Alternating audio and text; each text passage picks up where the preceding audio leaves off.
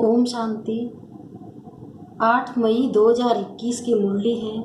बाबा ने कहा, मीठे बच्चे, अपने आप से पूछो कि मैं कर्मेंद्रिय जीत बना हूँ। कोई भी कर्मेंद्रिय मुझे धोखा तो नहीं देती है। प्रश्न है, कर्मातीत बनने के लिए तुम बच्चों को अपने आप से कौन सा वायदा करना है? उत्तर, अपने से वायदा करो कि कोई भी कर्मेंद्रिय कभी भी चलायमान तो नहीं हो सकती। मुझे अपनी कर्मेंद्रिय वश में करनी है। बाबा ने जो भी डायरेक्शन दिए हैं उन्हें अमल में लाना ही है। बाबा कहे, मीठे बच्चे, कर्मातीत बनना है तो कोई भी कर्मेंद्रिय से विकर्म मत करो। माया बड़ी प्रबल है, आंखें धोखाबाज है, इसलिए अपनी संभाल करो।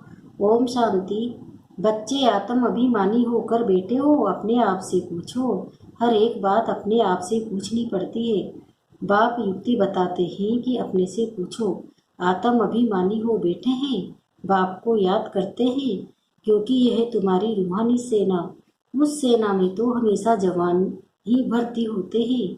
इस सेना में जवान 14-15 वर्ष के भी हैं, तो 90 वर्ष के बूढ़े भी हैं, तो छोटे बच्चे भी हैं। ये सेना है माया पर जीत पाने के लिए। हर एक को माया पर जीत पहन बाप से बेहद का वर्षा पाना है, क्योंकि माया बहुत दुस्तर है। बच्चे स्वयं भी जानते हैं कि माया बड़ी प्रबल है।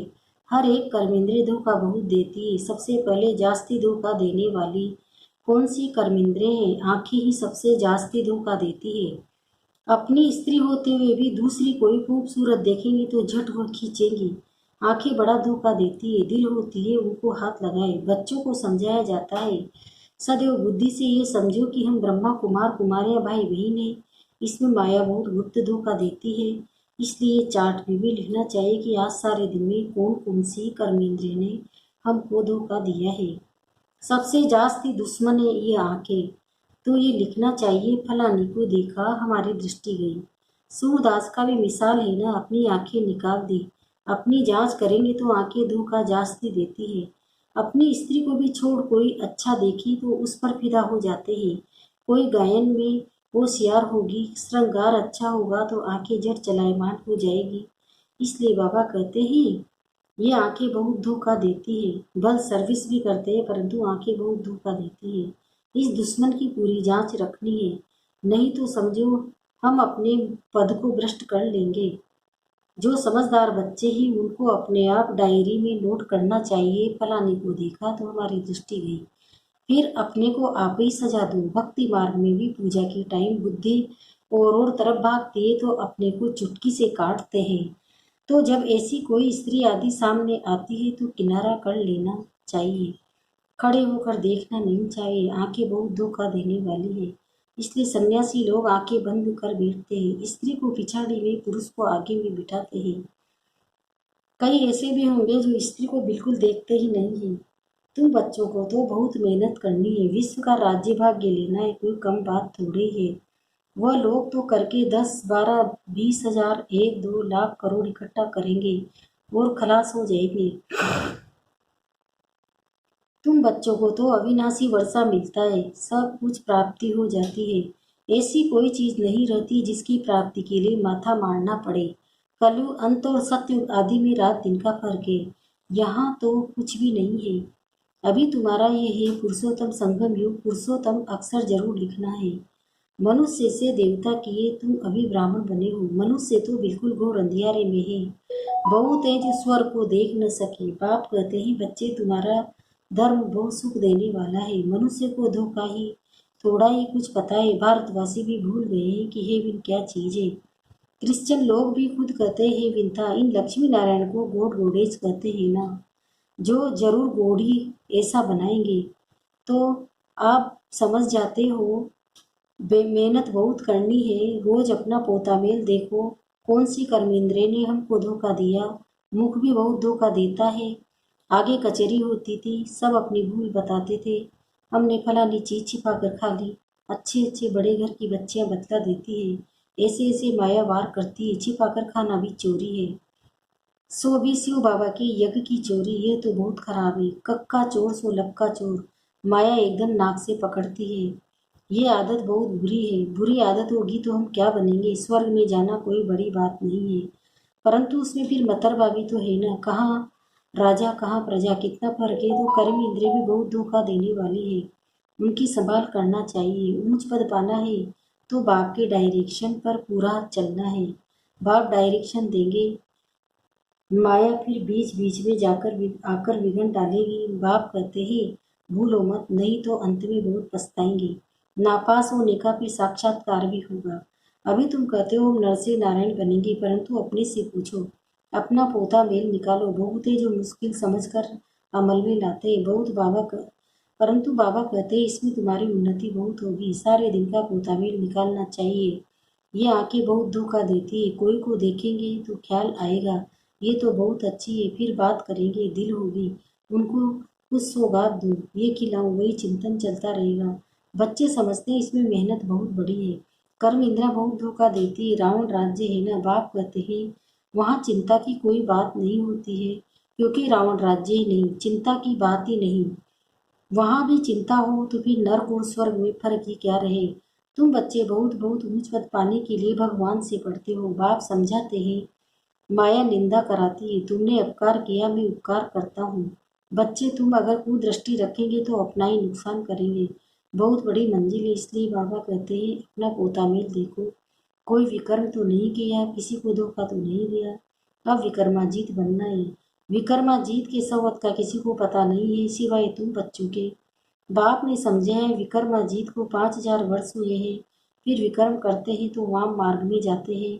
कर्म अकर्म विकर्म अक्सर तो है ना। माया के राज्य में मनुष्य जो भी कर्म करते हैं वह विकर्मी बनता है। सतयुग में विकार होते नहीं है तो विकर्म भी कोई बनता नहीं है, ये भी तुम जानते हो, क्योंकि तुमको ज्ञान का तीसरा नेत्र मिला है। तुम त्रिनेत्री बने हो तो त्रिकालदर्शी त्रिनेत्री बनाने वाला है बाप।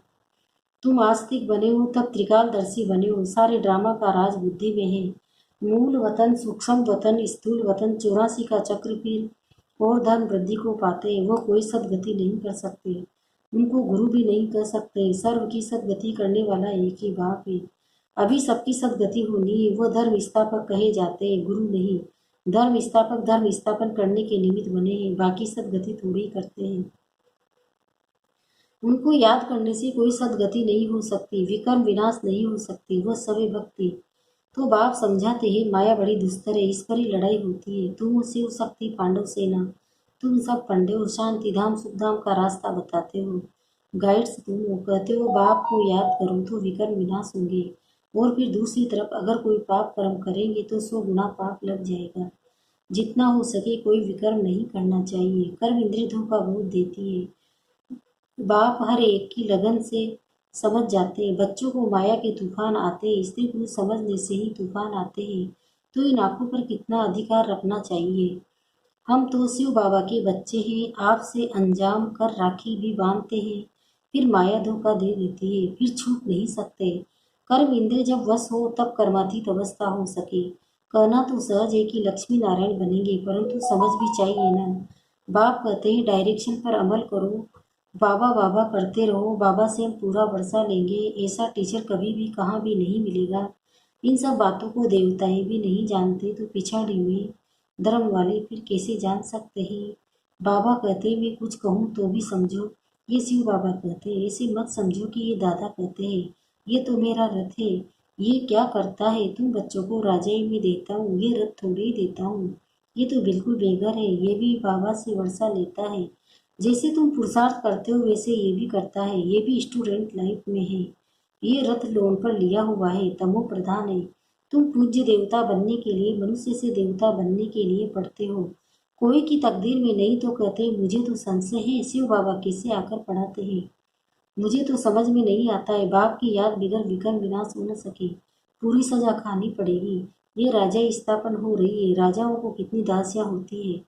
बाबा तो राजाओं के कनेक्शन में आया हुआ है, दासियां दहेज में देते हैं। यहाँ ही इतनी दासियां हैं तो सत्य में कितनी होगी। ये भी राजधानी स्थापन हो रही है, बाबा जानते हैं क्या क्या कर रहे हैं। हर एक के पोतामेल से बाबा बता सकते हैं। इस समय मर जाए तो क्या बनेंगे। कर्मातीत अवस्था को पिछाड़ी में सब नंबरवार पाते हैं। तो ये कमाई है, कमाई में मनुष्य कितना बिजी रहते हैं। खाना खाते रहेंगे, टेलीफोन कान पर होगा, ऐसे आदमी तो ज्ञान उठा न सके। यहाँ गरीब साधारण ही आते, साहूकार लोग तो कहेंगे फुर्सत कहाँ, अरे सिर्फ बाप को याद करो तो विकल विनाश हो जाए। तो बाबा मीठे मीठे बच्चों को बार बार समझाते हैं, हर एक को ये पैगाम देना है कि जो ऐसा कोई न कहे कि हमको क्या पता शिव बाबा आया हुआ है। बस सारा दिन बाबा बाबा ही कहते रहो। कई बच्चियां बहुत याद करती है, शिव बाबा कहने से ही कई बच्चियों को प्रेम के आंसू आ जाते हैं। कब आकर मिलेंगे, देखा नहीं है तो भी तड़पती रहती है, और देखे हुए फिर मानते नहीं। वो दूर बैठे आंसू बहाती रहती है। वंडर है ना, ब्रह्मा का भी बहुतों को साक्षात्कार होता है। आगे चल बहुतों को साक्षात्कार होगा। मनुष्य को मरने समय सब आकर कहते हैं भगवान को याद करो, तुम भी शिव बाबा को याद करो। बाप कहते हैं बच्चे पुरुषार्थ में मेकअप करते रहो, मौका मिलता है तो मेकअप करो, कमाई कितनी भारी है। कोई कोई तो ऐसे हैं जो जितना भी समझाओ तो भी बुद्धि में नहीं बैठता। बाप कहते हैं ऐसे नहीं बनना है, अपना कल्याण करो, बाप की सौगात पर चलो। तुमको बाप पुरुषों में उत्तम बनाते हैं, यह है एम ऑब्जेक्ट। बाबा सर्विस के लिए कितनी युक्तियाँ बताते रहते हैं। संदेश तो सबको देना है, जो समझे ये तो बरोबर सच कहते हैं। इस लड़ाई में खास भारत में आम सारे विश्व में सुख शांति होती है। ऐसे ऐसे पर्चे सभी भाषाओं में छपाने पड़े। भारत कितना बड़ा है, हर एक को पता होना चाहिए। जो ऐसे कोई कहे कि हमको पता ही नहीं पड़ा, तुम कहेंगे अरे एरोप्लेन से पर्चे गिराए, अखबार में डाला, तुम जागे नहीं, ये भी दिखाया हुआ है। अच्छा, मीठे मीठे सिकिंदे बच्चों प्रति माता पिता बाप दादा का याद प्यार और गुड मॉर्निंग। रूहानी बाप की रूहानी बच्चों को नमस्ते। हम रूहानी बच्चों की भी रूहानी माता पिता बाप दादा को याद प्यार गुड मॉर्निंग। नमस्ते नमस्ते नमस्ते। शुक्रिया बाबा शुक्रिया, आपका पद्मा पदम शुक्रिया। धारणा के लिए मुख्य सारे पहला है, स्वयं में जो बुरी आदतें हैं उनकी जांच कर उन्हें निकालने के लिए मेहनत करनी है। अपना सच्चा सच्चा पोता में रखना है, बाप के डायरेक्शन पर चलना है। दूसरा, ऐसा कोई कर्म नहीं करना है जिससे बाप का नाम बदनाम हो। अपनी उन्नति का ख्याल रखना है, जरा भी कुदृष्टि नहीं रखनी है। वरदान, देह अभिमान के त्याग द्वारा श्रेष्ठ भाग्य बनाने वाले सर्व सिद्धि स्वरूप भव। देह अभिमान का त्याग करने अर्थात देह अभिमानी बनने से बाप के सर्व संबंध का सर्व शक्तियों का अनुभव होता है। यह अनुभव ही संगम युग का सर्वश्रेष्ठ भाग्य है। विधाता द्वारा मिली हुई इस विधि को अपनाने से वृद्धि भी होगी और सर्व सिद्धियां भी प्राप्त होगी। देहधारी के संबंध व स्नेह में तो अपना ताज तख्त और अपना असली स्वरूप सब छोड़ दिया, तो क्या बाप के स्नेह में देह अभिमान का त्याग नहीं कर सकते? इसी एक त्याग से सर्वभाग्य प्राप्त हो जाएंगे। स्लोगन, क्रोध मुक्त बनना है तो स्वार्थ के बजाय निस्वार्थ बनो, इच्छाओं के रूप का परिवर्तन करो। ओम शांति।